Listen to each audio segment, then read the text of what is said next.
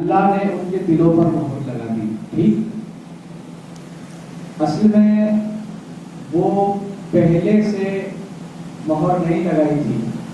بھئی اعتراض کرنے والا یہ اعتراض کر سکتا ہے کہ مہر لگا دی، کیوں لگائی؟ اس کی وجہ بھی تو ہوگی نا کہ ان کے دلوں پر نہ حق دیکھ سکتے، نہ سمجھ سکتے، نہ اللہ کی معرفت سے فائدے اٹھا سکتے ہیں، نہ دلائل حاصل کر سکتے ہیں. تو کیوں لگائی مہر؟ بلا وجہ سے کوئی کسی کے مہر نہیں لگاتا.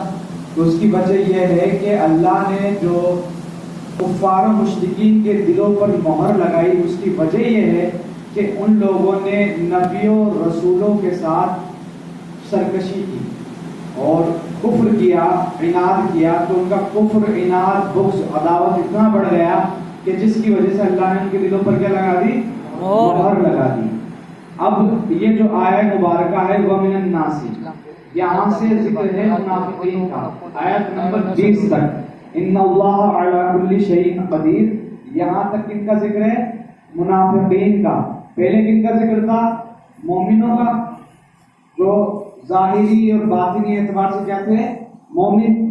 پھر تھا کفار و مشرکین کا جو کھلے ہوئے کافر ہیں. اب ذکر ہے منافقین کا، یعنی وہ لوگ جو ظاہر میں تو اپنے آپ کو مسلمان بتاتے ہیں لیکن ان کے دلوں میں کیا ہے؟ کفر ہے.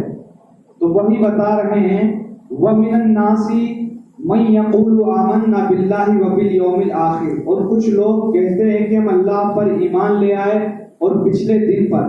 وَمَا هُمْ بِمُؤْمِنِينَ، اور حال یہ ہے کہ وہ ایمان والے نہیں ہیں.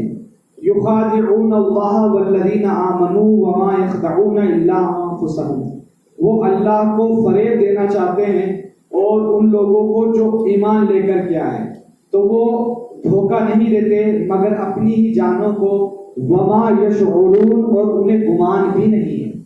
اب اس آیت میں سیکھنے کو یہ ملتا ہے جو منافق ہوتے ہیں نا، جب ان سے ان کے پاس جاؤ گے تو وہ کہیں گے کہ ہم تو اللہ پر ایمان لے کر کے آئے ہیں اور آخرت پر بھی ایمان لے کر کے آئے، لیکن ایسا نہیں ہے. وہ دل میں ایمان لے کر کے نہیں ہے، ان کے دل میں کچھ اور ہے. تو اس سے کئی باتیں سیکھنے کو یہ ملتی ہے کہ ایمان جو ہے جب تک انسان کی نیت دل سے نہ ہوگی، دل سے نہیں مانے گا تو وہ بات قابل قبول نہیں ہوگی، اس کی تصدیق نہیں کی جائے گی. وہ سرکار کی حدیث مبارکہ بھی ہے جس میں سرکار علیہ السلام نے ارشاد فرمایا ہے انما الاعمال بالنیات، اعمال کا دار و مدار کس پر ہے؟ نیتوں پر. اب ایک تو ہوتا ہے ایمان کے اندر، ایمان جو ہوتا ہے مضبوط، بندے کا جو ایمان ہوتا ہے اس کے اندر خرابی آ جائے، اس کے اندر منافقت آ جائے تو یہ بہت بڑا جو ہے وہ ہے مسلمانوں کے لیے نقصان دہ مرحلہ ہے، نقصان دہ چیز ہے. بھئی ایک ہوتا ہے کھلا ہوا کافر، اس سے مسلمانوں کو نقصان نہیں ہے. مسلمانوں کو نقصان کس سے ہے؟ جو مسلمانوں کے بیچ میں رہتا ہے اور مسلمانوں جیسا بن کر کے رہتا ہے اور کہتا ہے کہ میں ایمان بھی لے کر کے آؤں، ساری چیزیں کہے گا لیکن اصل میں ایسا نہیں. اس کے دل کے اندر جو ہے بغض ہے، عناد ہے، نبیوں کی عداوت ہے، کفر ہے، شرک ہے، سرکشی ہے. تو یہ ساری چیزیں اس کے اندر موجود ہے تو یہ زیادہ نقصان دہ ہوتا ہے. اور پھر اس کا ترجمہ سرکار اعلیٰ حضرت نے کیسے کرا؟ وَمِنَ النَّاسِ، کچھ لوگ. کیا کیا؟ کچھ لوگ کہتے ہیں. تو اس میں فائدہ کیا ہوا کہ کچھ لوگ کہنا، یعنی وہ لوگ ان کو ایسے یاد کیا گیا ہے جیسے وہ کچھ ہے ہی نہیں. تھوڑے سے لوگ، کچھ لوگ. ایک ہوتا ہے کہ آدمی کو خوبی، صفات اور کمالات کے ساتھ یاد کیا جائے، کہا جائے، لیکن منافقین کے بارے میں کیا کہا ہے کہ کچھ لوگ کہتے ہیں. سمجھ گئے؟ اچھا ایک چیز اور، ان کے دلوں پر مہر لگی، یہ کفار و مشرکین اور منافقین. تو یہ اعتراض کر سکتے تھے نا ہمارے دلوں پر مہر کیوں لگے. اس کا ایک جواب یہ بھی ہے کہ مثال کے طور پر کوئی کسی ڈاکٹر کے پاس جائے دوا لینے کے لیے کسی مرض کی، اب اس نے زہر کھا لیا، مطلب وہ کھا لی جو اس کے لیے، اس کے جسم کے لیے زہر ثابت ہے، ایسا کچھ کھا لیا اور دوا بھی لے رہا ہے. اب ڈاکٹر اس سے کہتا ہے کہ تو ٹھیک نہیں ہو سکتا. تو غلطی یہاں پر کس کی ہے؟ ڈاکٹر کی نہیں ہے، اس طبیب کی نہیں ہے، اس حکیم کی غلطی نہیں، غلطی اس کی ہے کہ اس نے پرہیز نہیں کیا.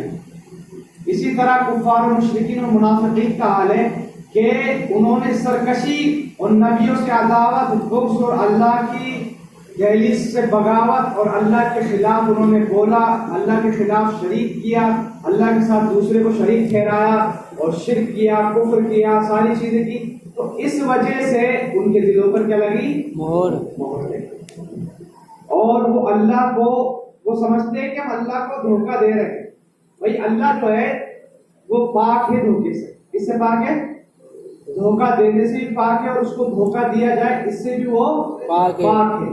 تو وہ کیا سمجھتے ہیں کہ ہم اللہ کو دھوکہ دے رہے ہیں، حالانکہ ایسا نہیں ہے، وہ اپنی جانوں کو دھوکہ دے رہے ہیں اور انہیں گمان بھی نہیں ہے، انہیں شعور بھی نہیں ہے۔ بھائی یا تو اللہ کو ڈائریکٹلی یا انڈائریکٹلی کہ ان سمجھ رہے ہیں کہ ہم نبی کو دھوکہ دے دیں گے، کہ نبی کی جو نبی دین لے کر کے آئے ہیں ہم دوسرا دین بنا دیں، ہم اپنے طریقے کا مذہب لے کر کے آئیں۔ تو اللہ کو دھوکہ دینا یا نبی کو دھوکہ دینا ایک ہی ہے، چونکہ اللہ کے نبی جو ہے وہ اللہ کے کیا ہے؟ خلیفہ کیا ہے؟ خلیفہ نائب، ٹھیک ہے۔ تو جو قرآن مجید کی بہت سی آیتیں من اطیعوا اللہ واطیعوا الرسول، بہت سی جگہ اس طرح جو ہے فرمایا گیا ہے کہ اللہ کے رسول کی اطاعت کرو، یعنی اللہ کی اطاعت کرنا ہی رسول کی اطاعت کرنا، جو رسول کی اطاعت کرے گا وہ اللہ کی اطاعت ہے، دونوں ایک ہی ہے۔ اگر رسول کی اطاعت سے ہٹا تو اللہ کی اطاعت سے بھی ہٹا، رسول سے سرکشی کی تو اللہ سے بھی کیا کی؟ سرکشی کی۔ تو اس آیت کے اندر یہی جانا ہے۔ اس سے ہمیں ایک سبق یہ بھی ملتا ہے کہ ایک عمل کے اندر منافقت ہوتی ہے اور ایک ہوتی ہے ایمان میں منافقت، دو چیزیں ہوتی ہیں، سمجھ گئے نا؟ ایک ہوتی ہے ایمان میں منافقت اور ایک ہوتی ہے عمل میں منافقت۔ ایمان میں منافقت یہ تو بہت بڑی چیز ہے، اور عمل میں منافقت یعنی ہمارے کاموں کے اندر منافقت، جیسے کہ مثال کے طور پر نماز پڑھ رہے ہیں تو دکھانے کے لیے ہم نماز پڑھ رہے ہیں، حالانکہ گرا گزر رہا، یعنی قول اور فعل کے اندر تضاد۔ قول کہتے ہیں بات کو اور فعل کہتے ہیں کام کو، سمجھ گئے نا؟ یعنی بول کچھ اور رہا ہے، کر کچھ اور رہا ہے۔ بولتا ہے کہ یار ایسے کام کرنا چاہیے، نیکی کے کام کرنے چاہیے، مسلمانوں کو تو پتہ ہی نہیں کیا ہو گیا ہے، یہ بالکل ہی اللہ کی دہلیز سے ہٹ کے نماز ہی نہیں پڑھتے، اس کی باتیں ایسی ہے، مطلب لوگوں کو ایسے سمجھا رہا ہے اور وہ خود ہی ان چیزوں پر عمل نہیں کر رہا۔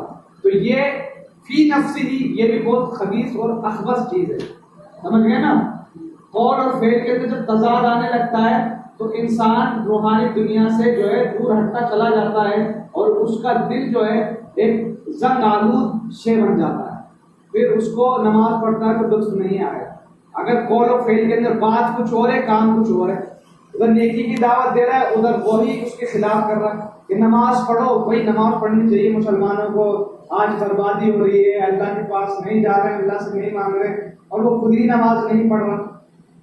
نماز پڑھنی چاہیے، یہ کرنا چاہیے، ایسا کرنا چاہیے، ویسا کرنا چاہیے، اور اس کے عمل کے اندر جو ہے اس کے قول کے مطابق جو ہے کیا ہے؟ کانٹریڈکشن، تضاد، فرق ہے دونوں میں۔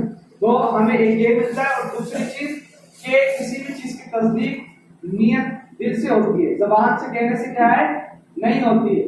بھائی کوئی بھی چیز مثال کے طور پر میں تفسیر کر رہا ہوں، صحیح ہے، اگر تفسیر کرنے سے پہلے میں یہ نیت کر لیتا ہوں کہ اللہ پاک میں نے حدیث مبارکہ پڑھی ہے کہ 1 حرف پڑھو 10 نے کیا، 10 حرف پڑھو 100 نے کیا، تو اگر یہ نیت کروں اور یہ کہ نیکی کی نیت کروں کہ اللہ تعالیٰ اس سے ہمارے دلوں کو جو ہے آباد فرما دے، تو مجھے کیا ملے گا؟ ثواب ملے گا۔ آپ اس نیت سے بیٹھو کہ آپ قرآن سنیں گے، اس کی آیت سننے پر بھی اتنا ہی اجر ہے، اس کی تفسیر سننے پر بھی اتنا ہی اجر ہے، تو ثواب ملے گا، اور اگر ایسے آ کر کے بیٹھ گئے تو ثواب نہیں ملے گا۔ انما الاعمال بالنیات، بخاری شریف جو ہے نا وہ لکھی گئی بڑی ضخیم حدیث کی کتاب، اس میں پہلی حدیث کیا ہے؟ پہلی حدیث یہی ہے، انما الاعمال بالنیات، کیا ہے؟ اعمال کا دار و مدار۔ اب وہ امام بخاری نے صاحب سوچے کیوں لکھی ہوگی وہ حدیث؟ بھائی وہ حدیثیں لکھنے جا رہے تھے، حدیث شریف جب لکھنے جا رہے تھے تو انہوں نے کیا حدیث لکھی سب سے پہلے کہ اعمال کا دار و مدار نیتوں پر ہے۔ تو امام بخاری نے یہ سوچ کر کے لکھا کہ میں یہ جو سرکار کی حدیثیں لکھ رہا ہوں اس کو لکھنے میں بڑا ثواب ہے، تو میں اچھی اچھی نیتیں کر لیتا ہوں کہ لوگ اس سے فائدہ حاصل کریں گے اور سرکار کی حدیث کی ترغیب ہوگی اور یہ بڑھتی چلی جائے گی، اس سے تبلیغ ہوگی۔ یہ نیت کر کے انہوں نے سب سے پہلے نیت والی حدیث کی، تو ہمیں اچھے کام، ہر جائز کام، نیک کام کرنے سے پہلے کیا کر لینی چاہیے؟ اچھی نیتیں کر لینی چاہیے، تو اس کام میں ثواب ملے گا۔ اللہ رب العزت کی بات کا یہ دعا ہے، اللہ تعالیٰ